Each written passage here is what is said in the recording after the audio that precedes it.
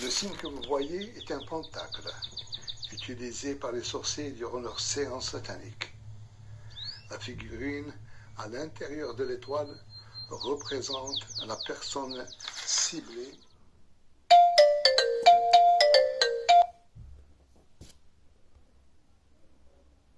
par la sorcellerie. Ceci est un exorcisme effectué en année 2014. C'est une femme âgée de 45 ans avec 2 filles, G, 16 ans, et 13, et P, 13 ans, la fille P, 13 ans.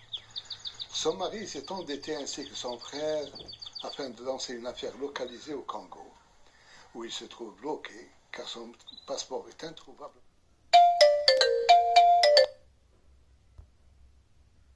Le ministère de l'Intérieur du Congo qui devait lui octroyer un visa de résidence classe affaires. Ces symptômes sont les suivants. Symptômes de la fille, la femme. Fausse couche depuis environ 10 ans. Douleur presque quotidienne au niveau de son ovaire gauche, ainsi que le bas du dos. Très coléreuse, surtout avec son mari. Très fatiguée après sa journée de travail. Fainéantise et léthargie. 2 cauchemars très significatifs où elle se voit se battant avec quelqu'un d'invisible qui essayait de lui retirer sa bague de mariage. Et le lendemain, elle s'aperçoit que sa bague a été coupée en 2 en son milieu.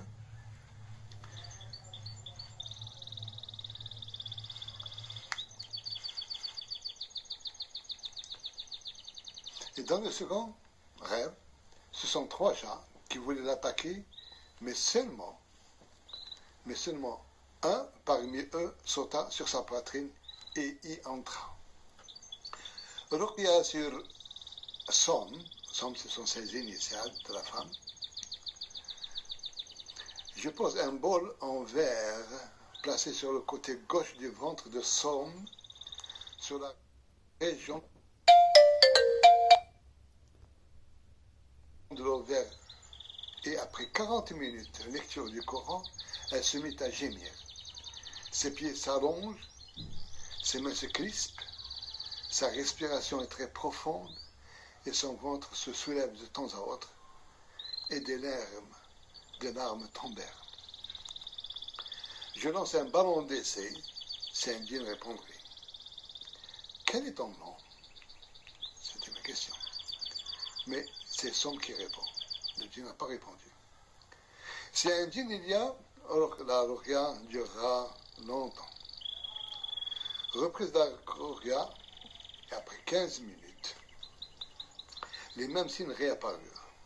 Je tente la méthode directe, qui consiste à apostropher le prétendu, on ne sait pas à ce moment-là, le prétendu djinn, alors que Som, S-O-M, ayant fermé les yeux, tout en se concentrant sur son cauchemar relatif à la bague, je tenais la patiente par ses tempes et je lisais le Coran intérieurement. Som, S-O-M, commença à gémir. Je pose plusieurs questions. Ça veut dire au djinn, quel est ton nom? Es-tu musulman? As-tu été forcé de venir? Que veux-tu? Pas de réponse. Si tu ne veux pas parler, ou bien tu as peur en répondant verbalement à mes questions, alors tu peux nous dire oui ou non par un signe de la tête, oui de bas en haut, non de gauche à droite. Si le djinn parle, son maître le saura et il le punira atrocement ou il le tuera. Es-tu venu de Somalie? Le djinn, non, de la tête. Il montre de sa main la poitrine de S-O-M. À ma question, où te trouves-tu dans ce corps? Par le truchement des réponses oui et non, il s'avère que le djinn est entré dans S-O-M lorsqu'elle avait 13 ans, et ce sans être envoyé par quelqu'un. Somme me raconta l'histoire qui eut lieu à cet âge et qui m'a fait supposer après coup que le djinn a menti, qu'il a menti sur la raison de sa présence. Le djinn semblait désemparé et apeuré, et il veut partir. Le djinn veut partir, et je lui réponds, si tu reviens, je te brûlerai. Je lui donne un coup dans le dos. Sors. Là, il sortit par un grand touchotement, un grand tout. SOM ouvrit les yeux et me demande ce qui lui est arrivé. Elle ne se rappelle de rien. Ruqya, durant cette Ruqya, lecture du Coran, Somme sentait de l'air qui lui sortait plusieurs fois avec douleur. Avec douleur par les deux orifices du bas, et une chaleur lui descendait depuis les jambes vers les pieds.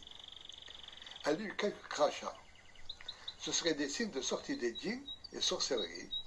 À la fin, elle ne sentait plus les douleurs des ovaires, de l'ovaire et du corps. Pendant la Ruqya, j'ai, sa fille, qui avait fermé les yeux auparavant, eut la vision d'un soleil et d'une étendue d'eau, tandis que sa tête se penchait de haut en bas. Sa sœur, P, eut aussi la vision d'un soleil et d'un désert de sable. Vraiment une grande coïncidence.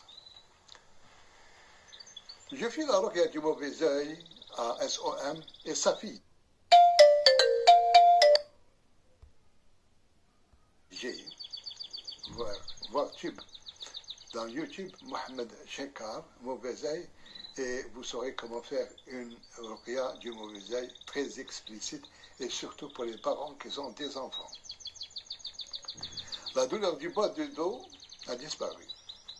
Sa poitrine n'est plus encombrée et ses cauchemars ont cessé. Reprise donc de la Ruqya, commençons par des supplications qui provoquèrent des pleurs et cris durant environ 30 minutes. Elle ne peut ou ne veut pas me parler. Pleurs et vomissements. J'interpelle le djinn, mais sans réponse. Pas de réaction à la flamme. C'est-à-dire, j'approche une flamme, voir la réaction du djinn. Elle se réveille et se plaint d'un fort mal de ventre et un étranglement de gorge. Je persiste à lire le Coran durant 1 heure et demie, sans réaction, à part une chaleur descendante et sortant par ses pieds, ce qui dénote la sortie de djinn ou sorcellerie. Un autre appel en urgence, maintenant. La situation est la suivante. Depuis 7 mois, tout est rentré dans l'ordre depuis quelques symptômes ressurgirent, fainéantisme, douleur à l'ovaire gauche durant ces périodes, bas du dos douloureux, impression d'un poids collé à son dos qui l'empêche de se mouvoir correctement, douleur à son pied gauche, au pied gauche, cauchemars très fréquents dans lesquels elle se voit chercher désespérément quelque chose et n'arrive pas à la trouver, douleur au ventre qui l'ont obligé à consulter un spécialiste à Harley Street, à Londres. Cette rue est de renommée mondiale car les meilleurs spécialistes et instrumentations se situent dans cette longue et riche rue qui lui prescriva du Gaviscon, lui disant que les gaz sont la raison de ses enflements. Ce traitement n'eut aucun effet. Elle aborde le travail, même à la maison. Et tristesse m'envahit. Un autre Ruqya, avec la lecture d'un moitié de la sourate la vache, le Baqara, et les douleurs s'arrêtèrent. Je pose mon petit mégaphone sur son ovaire, ce qui déclenche des gémissements et des mouvements de tête. Je me replonge dans la lecture qui augmenta terriblement ces gémissements, et bien sûr ce sont ceux du djinn. Les gémissements, tout ça, c'est des djinns qui est en train de souffrir par le Coran. De cette confrontation, il s'avère que le djinn est venu du pays de SOM, qu'il est musulman, qu'il est venu de lui-même et qu'il veut aller. Il a parlé 30 secondes dans la langue de SOM. Je lui ordonne de sortir en le poussant, en frappant, en réalité, 2 fois au milieu du dos. Somme ouvrit ses yeux. Elle a senti seulement le 2e coup. Elle a senti des fourmillements aux pieds et aux mains. Son ventre gonfla que j'ai observé de visu. Elle me donna les raisons de son appel pour cette ruqya parce qu'elle eut la sensation que quelque chose entra dans sa partie intime qui lui a envahi tout son corps, mais ne sait pas si cela arriva pendant son sommeil ou juste avant. Il est à préciser que les djinns utilisent cette frontière entre l'éveil et le sommeil pour influencer les humains, soit par la possession ou des cauchemars. Juste à la fin de la ruqya, elle sentit de l'air sortant, brusquement et avec douleur, de ses deux orifices intimes, ainsi que des rots bruyants, très bruyants. Elle marcha de long en large et se déclara tout à fait remise. Son mari, auquel je lui ai fait la ruqya du mauvais œil, est très heureux d'avoir repris ses activités. 8 années se sont écoulées et tout est remis en ordre. Louange à Dieu par lequel des bonnes choses arrivent. وصلى الله على سيدنا محمد وعلى آله وصحبه وسلم.